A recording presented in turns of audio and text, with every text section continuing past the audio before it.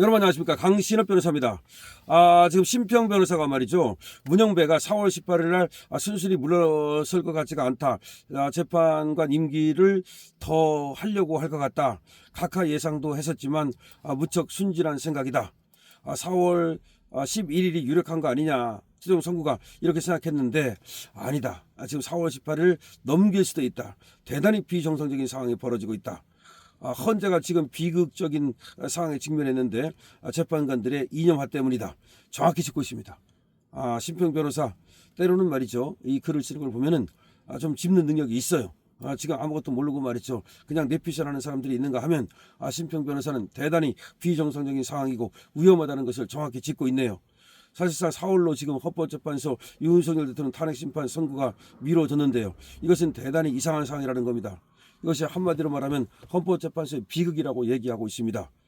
근본적인 원인은 헌법재판관들이 이 좌파 이념화됐기 때문이라는 겁니다.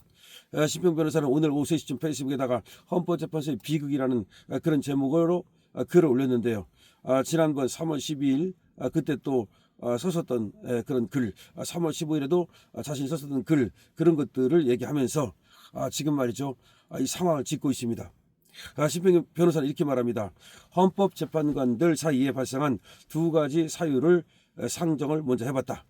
먼저 탄핵에 인용된 기각이 5대 3으로 나눠지면서 진보 쪽의 편을 들어 인용의 의견을 가진 재판관들이 부족한 나머지 한 표를 새로 임명될 수 있는 마흔역 후보자에게 의지할 요량으로 그 임명을 정치권에 부탁하며 시간을 끌 수 있다는 것으로 상정했다. 그렇죠.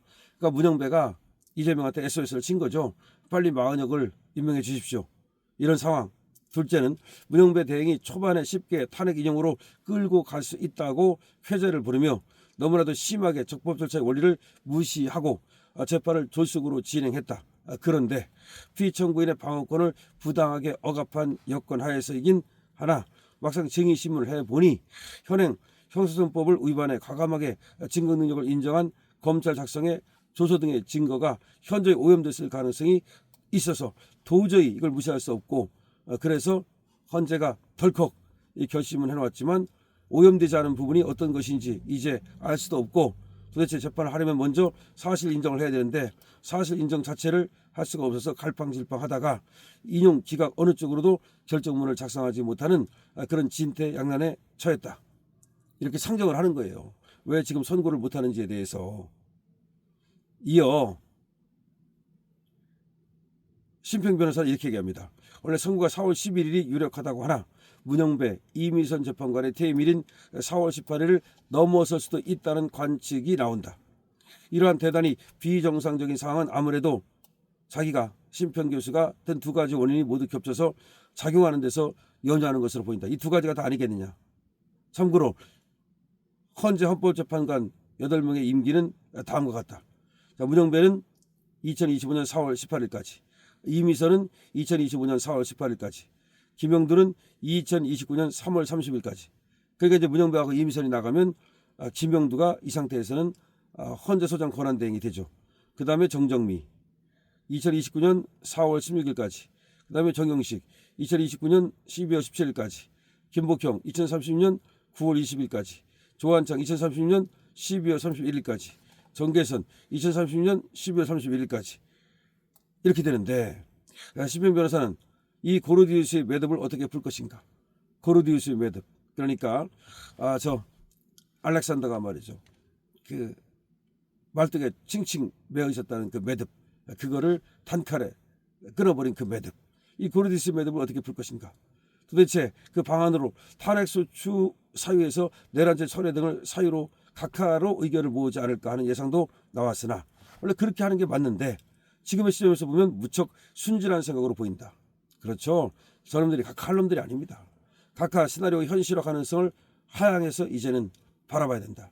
그전에는 그러니까 내란죄 소추사실 동의서 이걸로 각하를 하지 않겠는가 생각해봤지만 그건 순진한 생각이었다.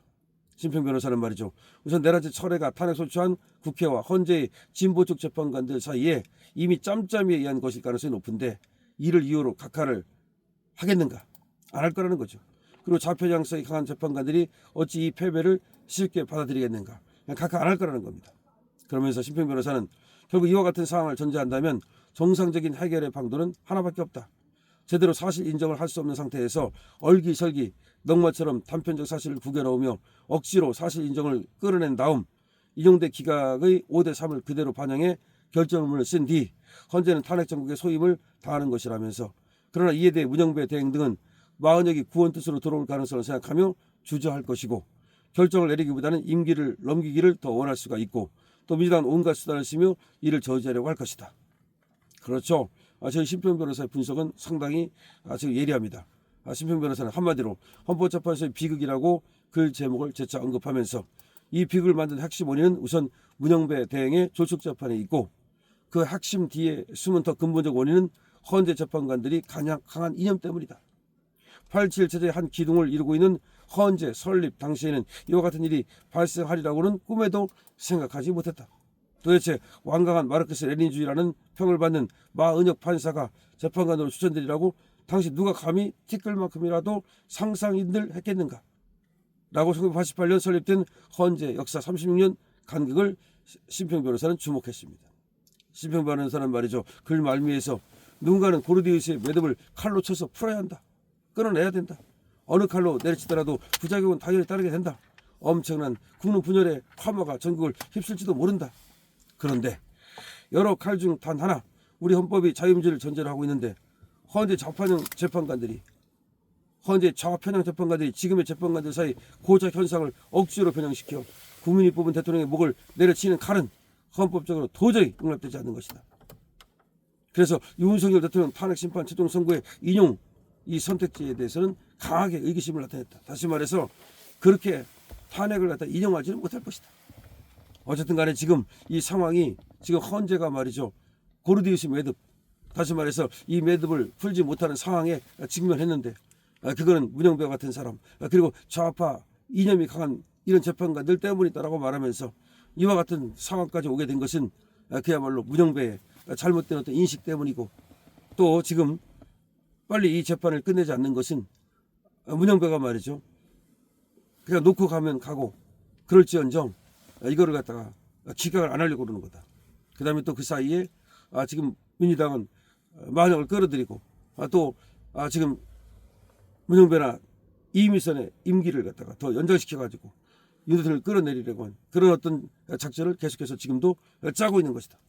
그래서 지금 심평 교수는 말이죠, 문영배가 임기를 더 넘겨서 더 일을 하기를 원할 수도 있고, 그래서 옛날에는 각하로 혹시 끝나겠는가, 서술사실의 독립성 같은 것 때문에, 그리고 적법절차 원칙을 어겼기 때문에 그렇게까지도 생각해왔지만 그거는 순진한 생각이다. 쟤들이 그럴 리가 없다. 쟤들은 어차피 좌파 이념으로 똘똘 뭉쳐야 되기 때문에 이념에 따른 판단을 할 뿐이지 무슨 법리에 따른 판단을 할 리가 없다. 이제 그렇게 얘기하면서 지금 이 사태를 정확히 짚고 있습니다. 어떻게 보면 말이죠, 순진한 생각을 버리라는 겁니다. 끝까지 저들과 투쟁하지 않으면 그야말로 윤석열 대통령을 지킬 수 없다는 것을 얘기하고 있는 겁니다. 강신업 TV입니다.